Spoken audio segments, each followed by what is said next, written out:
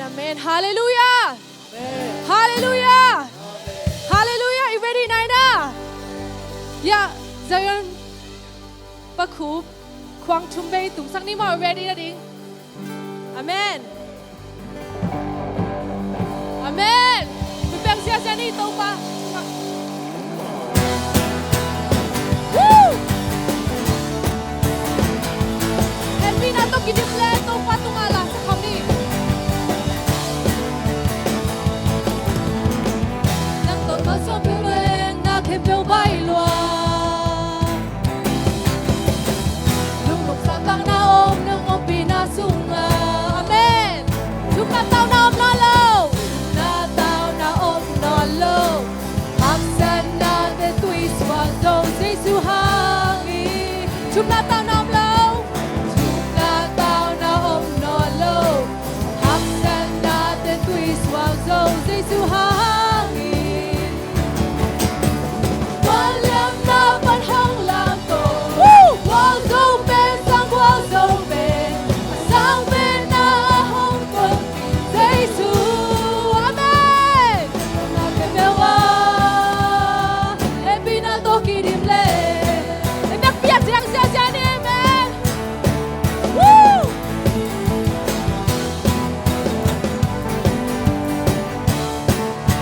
Nang pagkasong piao lên. Nang pagkasong piao lên. Na khen piao bay loa. Lung lung sa tao na om. Nung om pinasunga. Tum na tao na om lalo. Tum na tao na om lalo. Haksan na to kuis walo. Amin bang. Hallelujah. Tum na tao na om lalo. Haksan natin tuwis wazo sa isuhangi. Amen. Walang nagkasuna. Woo! Wazo na lang alin. Nakunti na kenda diapin. Hallelujah. Tunga. Hanalang diapin na pagkomin.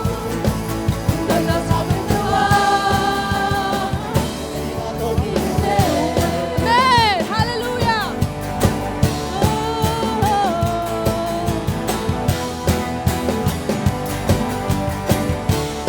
Nang pagkasyon piao lên.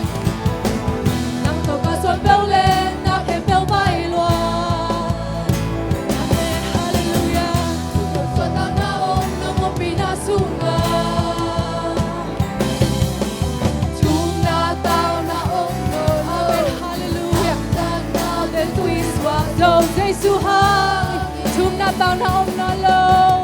Tum na tao na om lolo. Haksan natin tuwis wazo sa isuhangi. Tuwalyam na pan. Tuwalyam na panhong lato. Wazo ben sa wazo ben. Asang ben na ahong tuwin Jesus. Tum na tao na. Tum na tao na om lolo. Haksan natin tuwis wazo sa isuhangi. Amen. Tum na tao na om lolo. Haksan natin tuwis wazo sa isuhangi. Amen. Tuwalyang na panhong lato. Wazo ben. Ang wazo ben. Hindi hiyang hallelujah. Oh, hallelujah. Sa isuhangi. Tum na tao na. Tum na tao na om lolo. Haksan natin tuwis wazo sa isuhangi. Tum na tao na om lolo. Haksan natin tuwis wazo sa isuhangi. Tuwalyam naman na panhong lang to. Wazo ben sang wazo ben. Asang ben na ahong ulpi sa isu. Nabiyaw na kepewa. Happy na to kinimle. Woo! Hallelujah! Amen. Hallelujah! Amen. Amen. Kunti lang to ito paghadim. Hallelujah. Oo, no am sing ito pasunga. Yung happy na lang sa ding.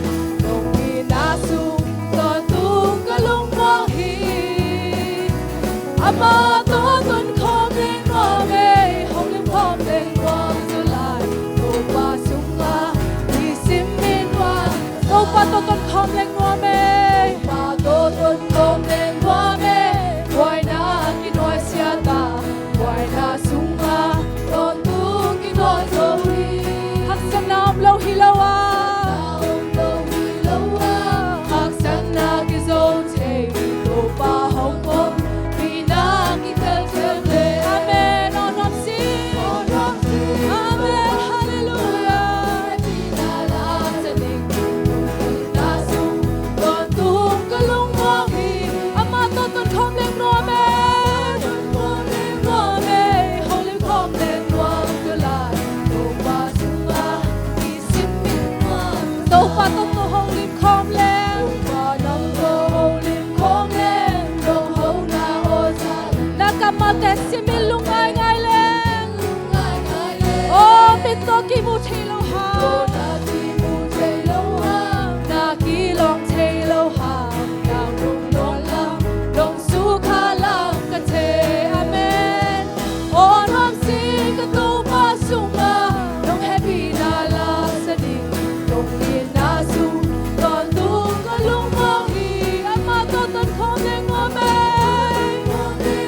oh hallelujah amen la mi jiang in to pa phani o sung ki bon nom le to pa hong ong vi nang ki lang sa ki suang tang lo te suang tang la to dam lo te dam na to amen hallelujah o nom sing ka to pa sung ma hong e pi na la sa ni nong ni na su to tu ka lung mo hi ama to ton khom leng mo me hong lim khom leng mo sa lai to pa sung ma ni sim mi na to pa to hong lim khom leng pa nang to lim khom leng dong ho na o sai na kamal te sim min lung ai ngai le mi to ki mu thei lo ha a ki long thei lo ha ke dong lon lam dong su kha lam ka the amen amen oh hallelujah oh nom sing amen hallelujah oh kalung na me to pa hallelujah khom leng mo sa lai to pa sung pa dong su kha lam la min jiang in to pa phani hallelujah pa sung ki bo khom le to pa hong ong vi nang lang sa vi suwa tang lo te suwa tang na hallelujah jam lo te jam na hi hallelujah pa dong ong vi nang lang sa vi amen to pa sung na hong e pi na oh ya la la la ya si ya la la ya la la la ka si amen amen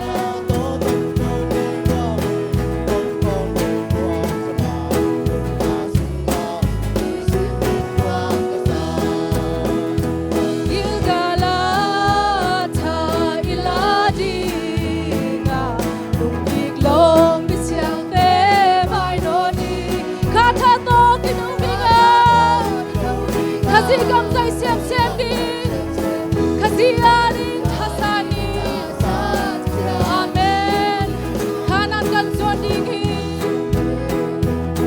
ai diam diam lai u ai kwa sim ding hong ki thoi zo so lung kham lua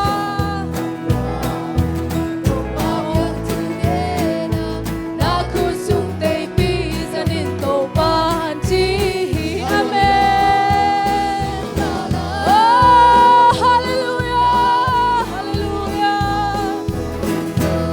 siang te mai no di kha tha to i do wi nga khazi kam sai sem sem di khazi ya ring tha sa cha khazi ka kap te o hong di kya meng meng un hallelujah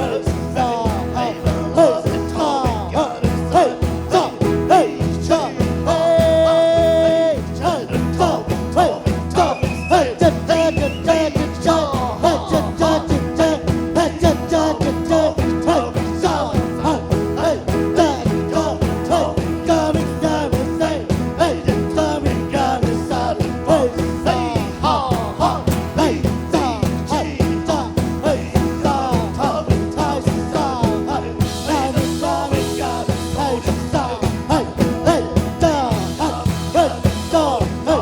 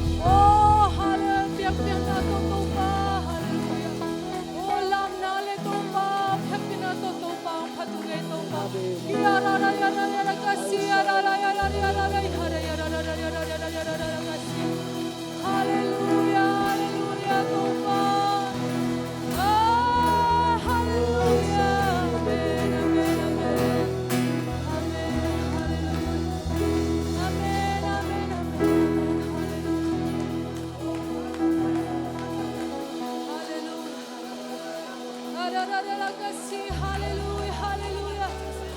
Amen, amen, amen. Hallelujah. Oh, hallelujah. Nahoy ito pa, nang nahoy ito. Hallelujah. Oh, amen, amen. Hallelujah. Lấy vui và nên khi không lắm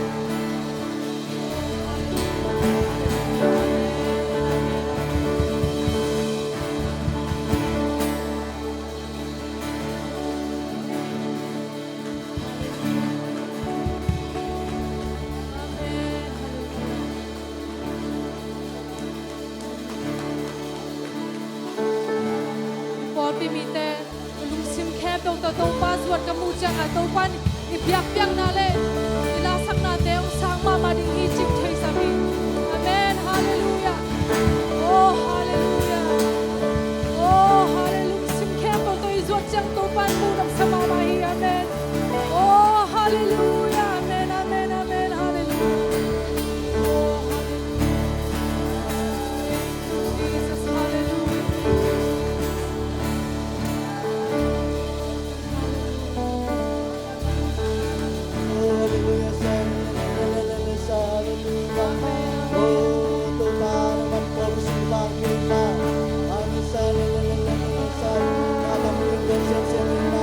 Hallelujah.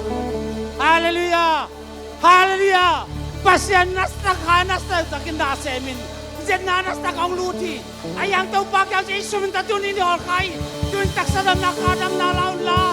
Tau pa kang atakin. Tau pa tudan kamang mama. Tau pa nung genaya. Kalasem na nasta kong tudya.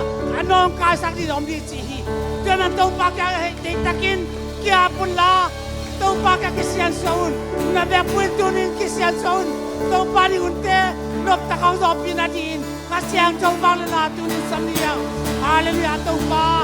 Nakasyang tau bang na kisamong. Taksadam na kisamong. Tau pa no kasak satan sa mga malilin. Jesus Christ minta kahor kawi. Din suha kung buhay sa kablaw din. Kasyang tau intunia kawin sa Theuh. Tungela sang natin. Hallelujah, desa dekat pada din. Ini benar mereka fortune macam kelasan natai. Akhir cinglau tu fortune natai. Nabang nila kasih tu Pentecost bang nila kesempit. Kasih tu rasa nila kesempit. The power of the Holy Spirit. The power of the Holy Spirit. Tupa ng makang tupa bang nila. Kasih tu bang nila kesempit. Jesus Christ. Nakasih tu bang nila tu tatang tu amla. Rusma tupa tunin.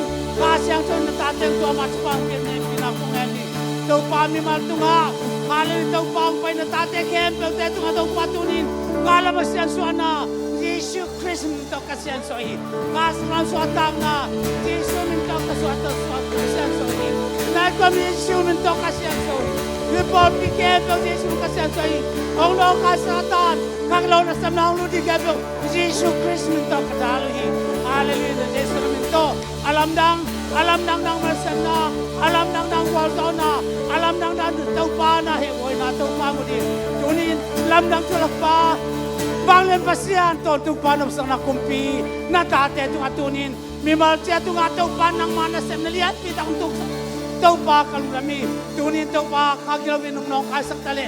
Nang man tau pa kala ni singwam tuma tau pa na sisan na lesa. Nagwazo na azaw-zaw siya ako sana iman na tate tu tunin na zona nuan tau pa vayom din. Chupa nung piasang nung wazo pinangle. Di tau pa biak piang nasunga. Tunin akipan tau pa alam nangin nang makanasam na akipan din si Jesus Christ na minto kaong tao hi. Hallelujah, Salmon Theuh Jesus minto kaong hi. Pulpiso takit kao apo hi. Tunin tau pa namin sa tite. Praise and worship te. Makaite, music te. Media te lang panay songin. Akikem, kikom kempel te di na. Alam dang tau pa ibiakin nang mamin to tunin akip sakin. Nakasiyang tau may kwa pisi sumin to kapunuhi. Kalungdam tau pa tate. Di sunga nang man tau pa halbuay na. Aksana omlovin. Kasiyang tau kauno kakipat pan na top dong. Nong kalsom dong gordo pinang din. Sisan man patut long lay. Nazar kwa mi Jesus Christ namin siyang tawin. Atakin kaun kabay kempel kong kya po hi.